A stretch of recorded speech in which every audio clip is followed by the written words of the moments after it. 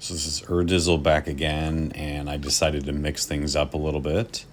I had another one of my 926 freezes and took another 100, so I decided to mix it up a little bit and do a video where I'm going to play some multiplayer games, but I'm going to take out all my drivers. So I'm just going to use my accurate windbreak fuse, river, and musket, and we're going to just play 5 rounds and see how it works. So I'm going to change my name here to Dizzle ND for no driver. And we're going to see how it goes. I haven't done this in a while. I thought about doing a putter only round, but that's just kind of annoying. So, all right, so we're going fuse, river, musket. So you got to figure with a lot of these longer holes, although this isn't really a longer hole, but I'll be going with musket since that's the furthest flying of those discs. So luckily we start off on blueberry, pretty standard stuff. I'm not going to be ace running too many of these because the accurate windbreak musket doesn't really get to a lot of these holes. Like this is a good example. The accurate glide musket would probably be a better choice, but I decided just to roll with the 3, the mid and the 2 fairway drivers that I normally throw since I'm used to them. And so I don't know what my goal is for this. I just kind of want to see what kind of scores I could shoot. And a lot of the longer holes I'm going to be forced to throw in. And so this is a good way you guys can practice some of your throw-ins. And I'm not just talking about like 80, 90, 100-foot throw-ins. Like you might have to throw in from 120, 160, 220, and just see what happens. So we start off with blueberry, again, pretty easy, and then we switch over to windswept, which means we're probably going to get at least 1, maybe 2 par 4s. So this one I had a 3 tailwind on the par 3 and just throw a fuse. And the fuse just, once it hits the ground on the front side of that pin area, it's just going to pop out there nicely. So again, no ideas what kind of stuff I'm going to get into here. And so another par 3, pretty reasonable. This one I worry a little bit because the river with that right to left wing can get a little crazy. And so here I had a decent shot, but it just clipped that rock and went way, way, way, way long. So that was very unfortunate. And so this is a tricky shot, 89 feet into a headwind of 3. And so I got to be careful. I don't really want to go OB. And unfortunately I left it short. So I probably needed to give it just a little more juice. But again, even though I'm only throwing 3 discs and I'm not throwing drivers, I still don't want to just run everything and go out of bounds and start taking 6s. Like I legitimately wanted to try to throw well on these. And so I got kind of lucky. I didn't get any of the weird long par 4s that windswept would give me. And having the musket, I mean, it's just very difficult to reach a lot of those. So getting a couple 3 par 3s, although I did mess up hole 5 there, I was still able to do reasonably well. Now here, normally I get happy when I see Oak Hill, but in this instance, I'm not because I don't have the disc to get there. So my goal is just to try to get it about halfway and give myself some semblance of a throw-in. And so 259 is a little out of throw-in range for the river, so I decided to throw the musket, and it was just a little too much disc. Didn't quite have the aim down. The river works well out to, for throw-ins at least, maybe mid 250s. Those of you that use the Explorer, I don't know what you're comfortable like actually running and throwing in, but the river out to about 255, and even that's kind of pushing it. So, I mean, it was close, 259, but just a little out of range for that, so. And this one, I mean, I could really, again, I'm trying to throw a decent score here, so I might be able to get that down there if I throw the musket really close to the Mando, but it's just, I don't know, it's just not worth it. So just kind of play for the birdie and get out of here and hope you get one of the par 3s. And of course, what does it give me? It gives me 3 wonderful par 4s that would have really, really loved the ballista. So it is what it is. So this one I actually got a pretty good drive, at least down to the other side of that middle hill. And so 194 though, again, it's a little too far. I'm going to throw the fuse, but I know it's not going to get there. And maybe a little long, but it's not going to ace run. I could probably throw the river, but if I miss at that range going uphill, I mean, nothing's gone. It's way, way, way on the other side. So As I said multiple times, I'm trying to score well, so I'm not just going to throw a driver or something crazy at it. So did reasonably well that round. Just missed that. In fact, I got all birdies except for that one. And I had one leftover game from my last run through before I got that crappy freeze again. So that one was all birdies except for the one par on that windswept hole. All right, so second round, again, we're going to play 5 rounds and see how it goes. So this one, I play a river, and some of you even throw this shot out here when you have drivers. Like, you don't even mess with going after it. So 99 feet, I've got my fuse. No drivers, but I still got that fuse. So I was able to get the eagle out of that one. So that was pretty nice. And this round, in case you guys didn't see it, we have David doing some work here. So he's up on top of the card there. We'll probably see a lot of eagles out of him.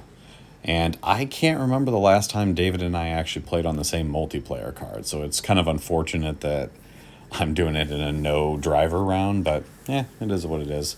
So this one I was actually trying to run and gave it a really good look, just left it a little low.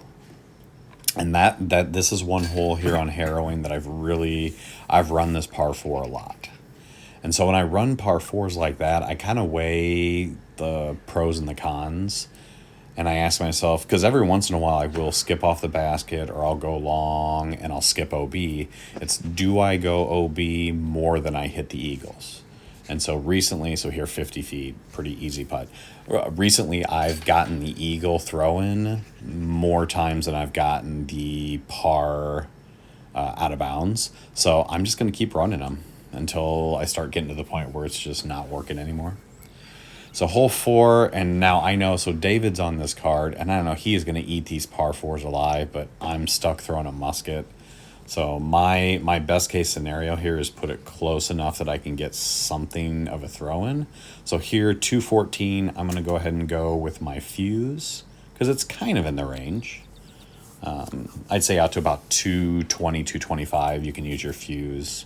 And you can make them longer, but for me, it's all about reasonable throw-ins, not possible throw-ins. So this one, trying to go for it, and just a little short, just not quite where I needed to be. But that's one where I could possibly make that. But that wind was very, very good. If I had my light skip ballista, that'd probably be an eagle all day. And then we shift over to this one. Again, a wind of 2. This would be, I don't want to call it a gimme eagle, but I would most definitely get an eagle on this one. And so this one, I did try to sneak it down through those trees a little bit, and it just didn't quite get far enough to slide down the hill. But I'm close enough where I'm going to go ahead and try my 4-hand fuse. So I think there's an outside chance I can make this. And so what I'm trying to do is I've got some distances in my head, and so I try to run it, and I actually had the distance perfectly dialed in. The disc just didn't turn over to the left as much as I wanted. So I left myself a 72-foot putt into a 2-headwind, and that's not an easy shot for me. That's definitely that 70 to 80 to 90-foot range into a headwind. I don't do real well with that. But I went ahead and hit that one, so got the birdie. And then again, these are fantastic holes. So at this point, I'm expecting David to eagle every one of these, 4, 5, 6. I mean, they're all very gettable holes with very favorable winds. I mean, this is a wind of 1. You're good to go. So here, I'm going to go ahead and try a 4-hand fuse just to see if I can get it up there. And usually when I throw these, they're going to be short, and that one was no different. I mean, to really run it from down there, you've got to risk going way, way, way long, and it's just, in my opinion, it's not always worth it, but you can still kind of give it a half run. So now I'm very happy to get out of Oak Hill because those holes suck when you don't have a driver.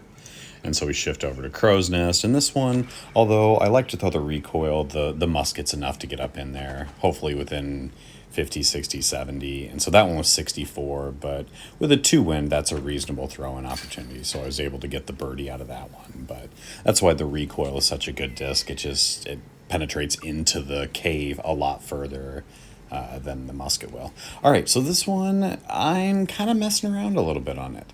So I'm going to throw the river. And if I land up top, I can still get a birdie out of it. But I just didn't want to take the wide route. And as scary as a shot as that looks, I actually felt reasonably good about throwing that shot in for eagle. Now, I think I was going to make it? I thought there was a good chance, but I wasn't too worried about going long on that.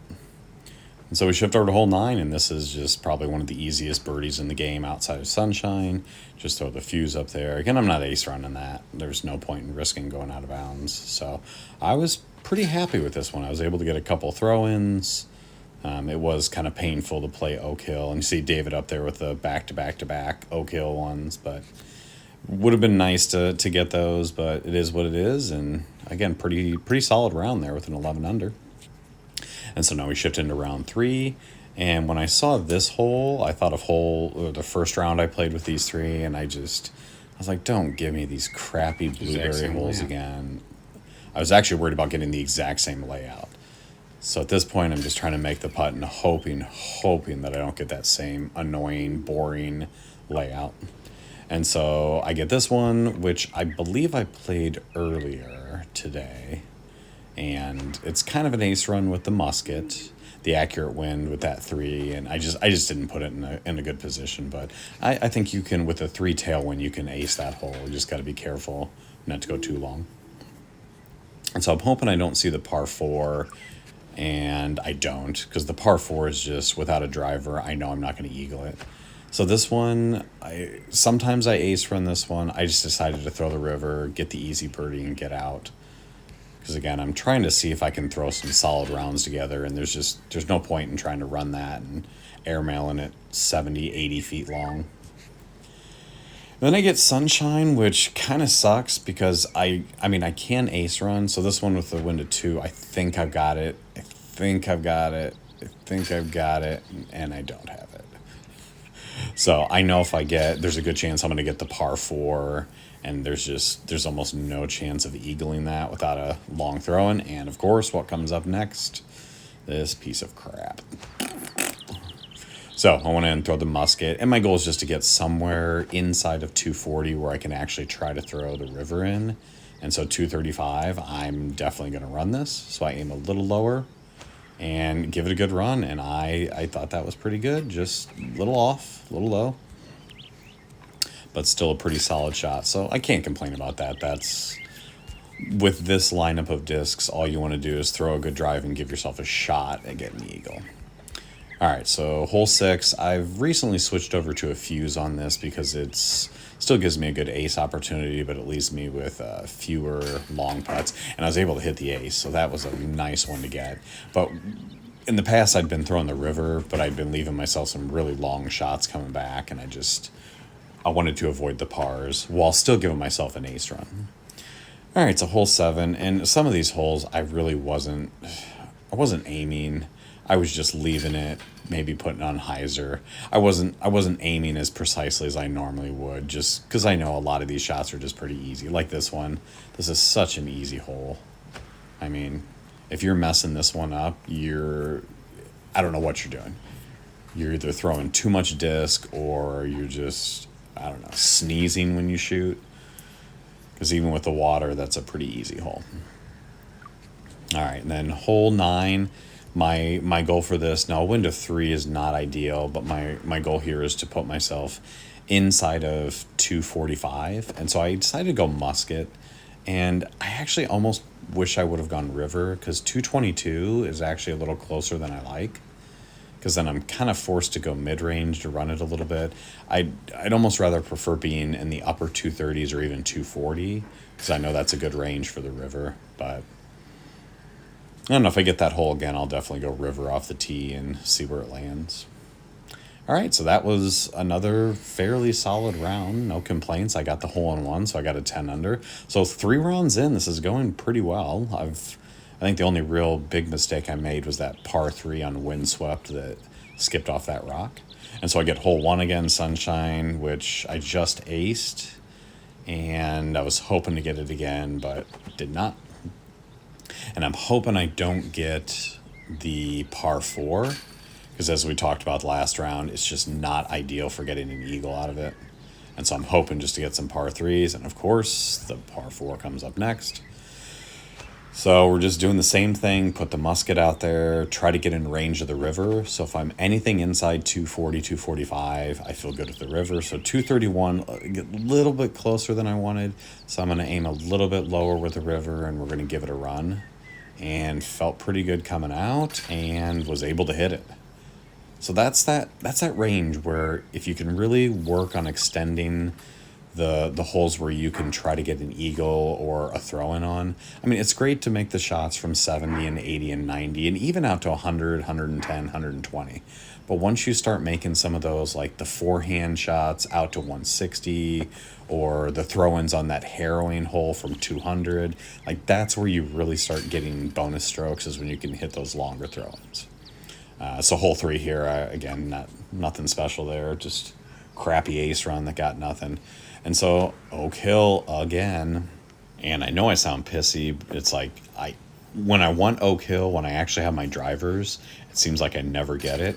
And now I take my 3 drivers out of the bag, and suddenly it gives me Oak Hill over and over and over. It's just a little frustrating. All right, and then hole 5 here. This is one maybe with the 2 tailwind I could make it over with the accurate windbreak musket. But again, without having tried that, I'm just not going to mess with it. So my goal is kind of like the par 4 on Sunshine, which, I don't know, has anybody ever checked if it's the exact same river? Like, that'd be... It's just now, all the rounds I've played, I'm really curious if it's the same layout, just with mountains in the middle. I might have to check that out. So yeah, so that hole and Sunshine, hole 5, the par 4s, we'll kind of mess with a little bit. All right, here's the Mando hole. Like, I decided to get a little aggressive and try the forehand just to see if maybe it can skip down there. It's just, the musket's just not enough. I mean, you could probably get it down there, but you're going to have to start bringing the tree and the Mando into play. So I'm going to throw a forehand here, but I don't know if it'll get over the crest of the hill. And it did not. It kind of skipped off. And that could have gotten really ugly. But luckily it stalled out and left me 52. And if you've been watching any of my videos, you know I'm putting anywhere from obviously tap-ins all the way out to 60, sometimes further. All right, so you can assume other guys on the card are probably going to get eagles on those. So hole 7 here, and we're now switching over to Blueberry. And I tried my river, it just got a little too flippy. And we're pretty much going to assume it's going to be all par 3s. At this point, I'm hoping I don't get the par 4 because that's kind of a difficult one to eagle with the discs I have. So just hoping to get one. This one actually is a reasonable ace run with a river. Although in the most recent update, the river doesn't quite go as far, so I haven't been getting as many aces on that. And then hole 8 here, just a win right to left went to 3, just river over the top. That's tap-in range. Yep, nothing to it. Again, if you're missing that one, you're doing something stupid. And then, of course, we get the par 4. So my goal here is just to try to get it clean. And right about there, I knew it was turning too much. And so I wanted to make sure it kicked out. And I'm probably not going to have a look because those branches on the right. But 216, so I'm going to treat this one like I did that harrowing par 4, the one with the low ceiling shot. Because it's about the same kind of setup. And so I'm going to use those distances for my fuse and see if I can turn it over. And just those branches just kind of knock me down. Easy tap in, but it's kind of hoping to at least get a run for eagle. So again, pretty solid round. Nothing too crazy, obviously, without the drivers, but 10 unders, nothing to complain about. All right, we'll do one more round and then call it. So 360. So this is one. The musket's pretty reasonable. It should put me anywhere from 50 to 70, 75. That's almost in putt range. Oh yeah, inside 50. So that'll be nice. The accurate glide musket's a pretty good one there, but as long as you don't have a really strong headwind, the musket will get you at least within putt range on that one.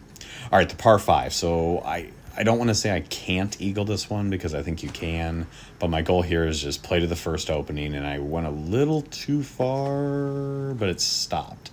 So I'll still have a look out around.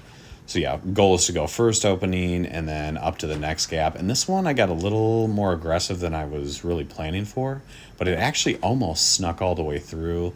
And a lot of these trees in here that are along the fairway don't have collision with the leaves, but this one, I'm far enough back that I'm going to hit some leaves on these back trees. And so I actually threw that shot. It hit a tree, but I threw that shot working under the assumption that there was no collision. And so if it didn't hit any trees, I thought there was a good chance to make it, but still got the birdie out of it. All right, so this one I was a little worried about with a headwind of 2. I was worried about the musket not quite getting up the hill because sometimes right where that hits, it'll just stall out and stop, and you'll have 50 feet uphill. But it skipped forward a little for me, and I was able to get a pretty easy 33-footer. And so we're cruising, and I'm just hoping for no oak hill, and we got a little windswept, which I'm okay with.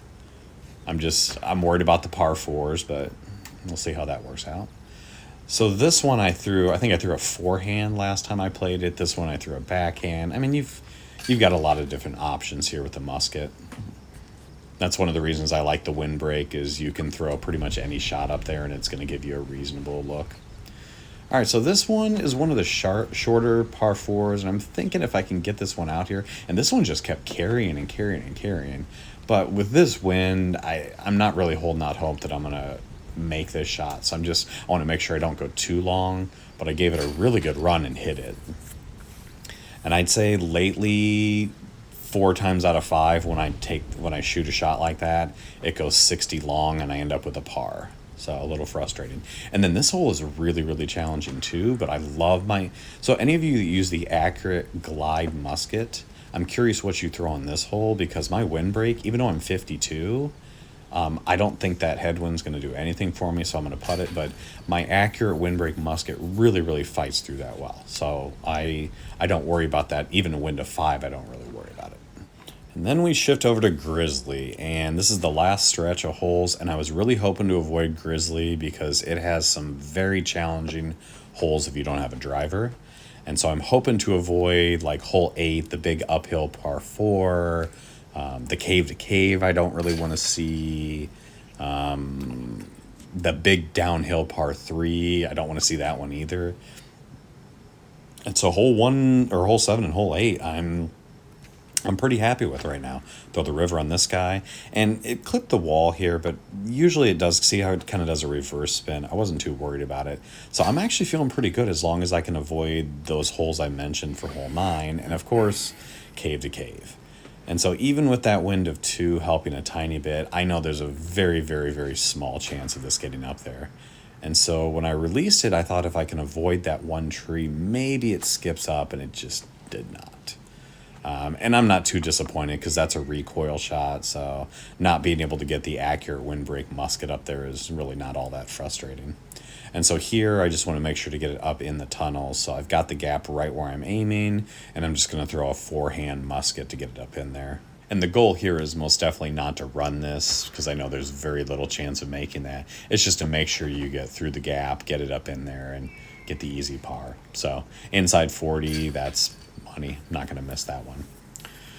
And so that is it. So I ended up with a very reasonable score, all birdies except for that last hole. I mean, I can't really complain about that. And there's another David in there, but it's not the same one. All right, so go through my scores here. So first one, see what places I got. So first one I got second place, which was pretty good. Again, without those drivers, that's not too bad. This one with David, so David finished at 14 under, and he got all those Oak Hill ones, but I got all the other ones he did too. So it was just the Oak Hill that kind of punished me a little bit. So I was able to get second place there. And then this one had a couple people, well, it looks like one person quit and the other person didn't start. And so I was able to get a 10 under there. And that was a pretty good round with the ace. So I was able to take down first. So that's 2 seconds and a first. This one looks like I tied for first. All right, so that Jeff guy was ahead of me by a stroke. He got the eagle on hole 6, but he parred that last one. And so these I'm not going to wait to finish because although they should be done already. So that one's finishing. Maybe it finishes now. Yeah, so I was able to get first on that one. And so that one, he parred the last one. So out of those 5 rounds, I got 2 second places and 3 firsts. So just goes to show you don't need all the crazy drivers with all the really good attributes. You just need to be consistent, solid, work on your throw-ins, make sure you don't do anything that's too much for the discs you have. And so those rounds were pretty good. Everything in the 900s. I had that 110-17 round, but lowest rating round was still in the 950s. So just goes to show you don't need a driver.